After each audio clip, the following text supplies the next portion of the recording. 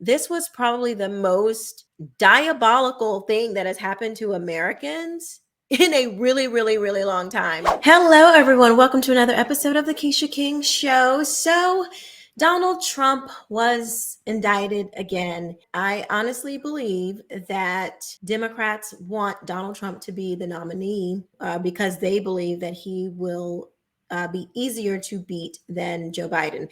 Let me play this for you, though, so you can get a better idea of what the Democrats are doing, so you can get into their mind. Let's take a look. If Trump was the original Terminator, DeSantis is like the T-1000. Ron DeSantis is far more dangerous than Donald Trump. A more disciplined extremist. They're just like, oh, well, at least DeSantis isn't crazy like Trump. And I'm like, no, you should be more scared of him than Trump. He's more savvy, he's more coy, and he doesn't have the pitfalls that Donald. If anyone out there thinks that somehow he is any better than Donald Trump, then they don't know Ron DeSantis. If you thought Donald Trump was bad, you got another thing coming. He may actually be able to do a lot of the things Trump merely wanted to do but failed to do. DeSantis actually knows the system. And I think Ron DeSantis is far more dangerous than Donald Trump. But he's also more competent, I think. Superior than Trump because he's not so incompetent. He's more cunning. He's not an incompetent administrator the way that Trump was. He would be more able to get things done. Ron DeSantis is far more dangerous than Donald Trump.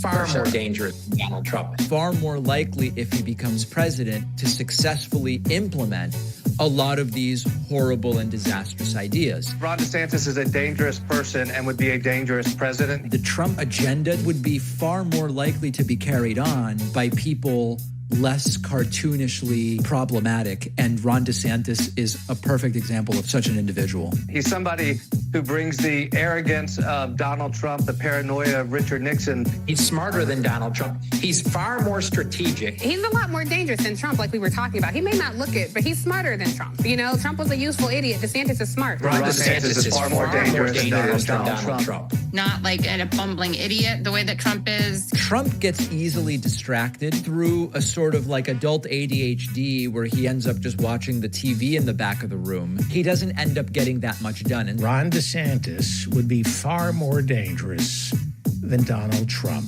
He is young and he is far more disciplined than Trump. Because Ron DeSantis is not a clown. Many of Donald Trump's failings were from just kind of not paying attention. Ron DeSantis, on the other hand, is far less likely to be ineffective. If he has policy goals that he wants to achieve, he would be more likely to figure out how to pull the levers of government to make it happen. Maybe he's going to do things in a quieter manner, but believe me, the end result is not going to be good. He's not going to be somebody that tweets in the middle of the night some idea and then has his administration figuring it out how to do it on the back end. He would figure it out on the front end, plot it out, and then announce it. DeSantis is an even greater threat to democracy than Trump. He's a threat to our democracy and he's a threat. If Donald Trump becomes president again, he'll be less dangerous than Ron DeSantis. People think, oh, we're going to go for Ron DeSantis because he's normal. He's not normal. As horrible and grotesque as he is, Donald Trump is not as dangerous as this guy, Ron DeSantis. It is beginning to feel less like a governorship and more like a regime. He's running more to the extreme than Trump on several issues. Based on what he's done in 5 years in Florida, what would he do with all of the levers of power in the White House? People need to realize this, and I'm trying to talk about it as much as possible because it's really scary. It's really scary. See, because a lot of times we're stuck in our own little bubble, and I do it too. And we don't see what the Democrats are actually saying, because quiet as it's kept, the Democrats are not stupid. We like to say, oh, the Democrats, they're so stupid. Look at their policies. They're so stupid. Yeah, their policies might be ignorant, but they're not ignorant. They are very organized. They are very strategic, and they are very smart, and they are ruthless in what they want. And unlike Republicans, they will do whatever it takes to go after what they want. And so we can laugh at them, we can mock them, and we can do all of those things. But at the end of the day, they ain't scared. They really are about that life. As we can see, look at what they're doing to Trump. Look at what they're doing. And for whatever reason, Trump did not drain the swamp. And these are the consequences, the unintended consequences of not draining said swamp. And so now he has the swamp coming after him. his own FBI, all of these people that needed to go, that we were hoping that he would get rid of, didn't happen. And I found out today, I didn't even know this. Did y'all know that Trump gave Dr. Fauci an award? I didn't know that. Let me know in the comment section if you knew that.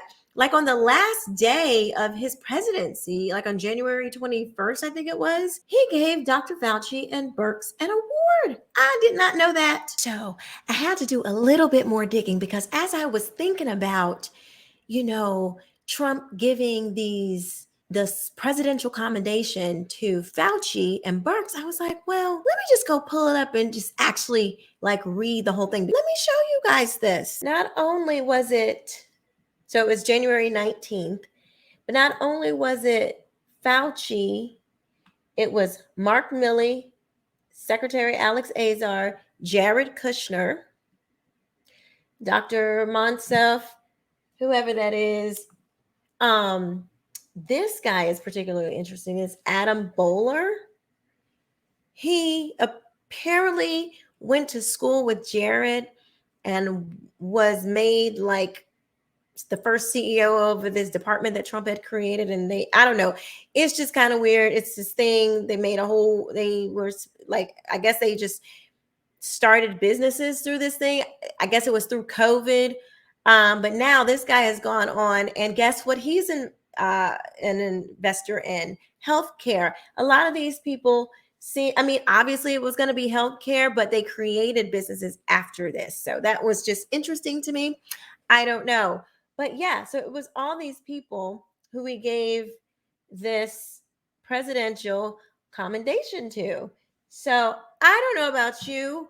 I just didn't know that. I did not know that Trump gave all these awards out for Warp Speed. And to me, I'm like, okay, now they wouldn't have known then that all of the issues that would come with this shot, but they certainly know now. And my issue is Trump has not bothered to look back and reflect and say, maybe this wasn't a good thing. There were young boys, 18 to, I think 20, I forget the young boys, as young as 18, I think maybe even some younger, that are suffering from heart issues now. And I think it just really irritates me that Trump won't, have a reflection and say, there are things that did not go well with this shot, and he just keeps touting it, and it's really annoying, quite frankly. And I just remember, what my children went through, wearing these stupid masks and, not being able to say anything about it. And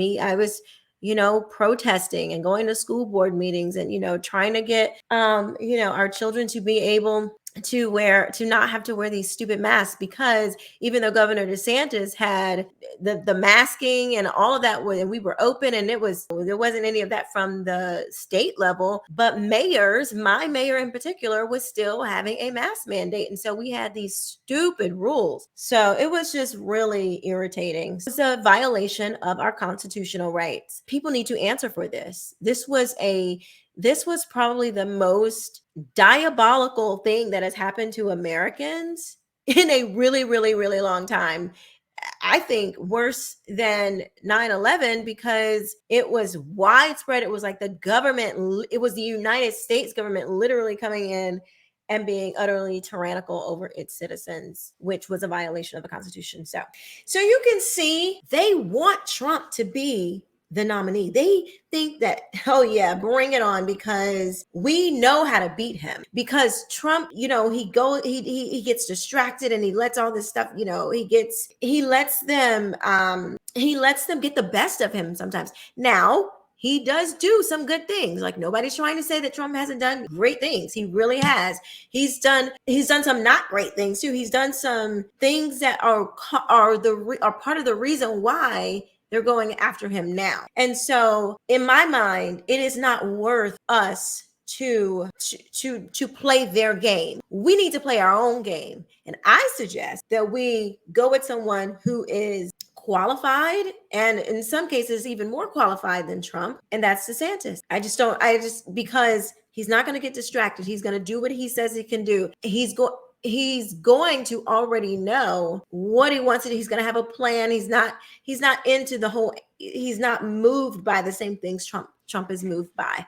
And so, to me, I just think, and I might lose followers, subscribe. I mean, whatever. This is what I believe. And if you can't dig that, then do you. And I understand that. I won't tolerate, disrespect and name calling. We can have a debate about, the ideas of running DeSantis. We can do all that, but I'm not going to tolerate disrespect, which is like a lot of the stuff on Twitter. So feel free to put your comments below and your thoughts. But if we want to win in 24, and I'm not talking about the primary, we can't just be focused on the primary, because we can win the primary with Trump all day. That's it, all day. But who's going to win the general? And that is the only thing that is relevant. That is the only question that needs to be asked. It's the only thing that matters, because if you win the primary and lose the general, so what? This idea that, Trump is somehow owed presidency, like we, the people, are supposed to sacrifice our progeny, our children's lives, and just,